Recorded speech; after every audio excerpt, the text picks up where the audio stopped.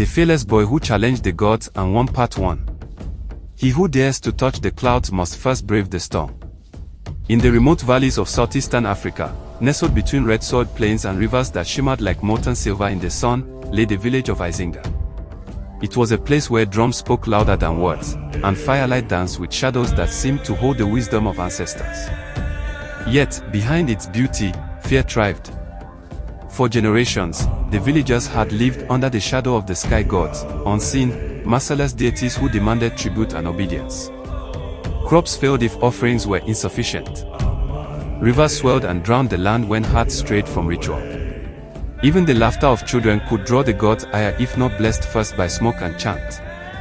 It was on a night thick with stars that Eo was born, under a sky painted with purple lightning. The elders whispered, "This child carries the fire of courage, but the eyes of storms." His mother, exhausted yet glowing with pride, held him tightly. The midwife shook her head. "The gods will notice him," she said softly, almost in fear. Eo grew unlike other children.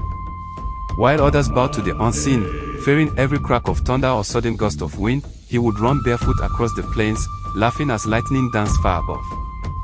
He touched every river stone, listened to the whispers of the wind, and stared at the sky without flinching. The villagers watched him in awe and suspicion. By the age of 10, stories had spread across Izinga. He once caught a falling bird mid-flight during a storm, unafraid, and returned it to the terrified child who had dropped it. Elders called him the boy who challenges the clouds, a title that carried both hope and danger. But fear was never far. Every year, the village performed the Festival of Clouds, offering livestock, herbs, and gold to appease the sky gods. Those who failed disappeared into the forest, rumored to have been taken by the storms themselves.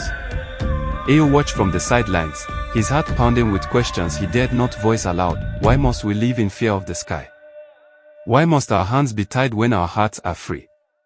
That night, as the festival drums thumped and incense smoke curled into the air, Eo's father, a quiet man with calloused hands, whispered in his son's ear. "Remember, my boy, courage is not the absence of fear. It is standing tall when fear calls your name." Eo's eyes gleamed. He did not yet know how, or when, but he vowed silently, one day, he would face the gods themselves, and the sky would bow to courage, not fear. Little did the village know, the birth of this boy marked the beginning of a storm far greater than any the gods had ever commanded. And for Eo, the first lesson was clear: to challenge the heavens, one must first believe in the power of the human spirit. Moral of the story.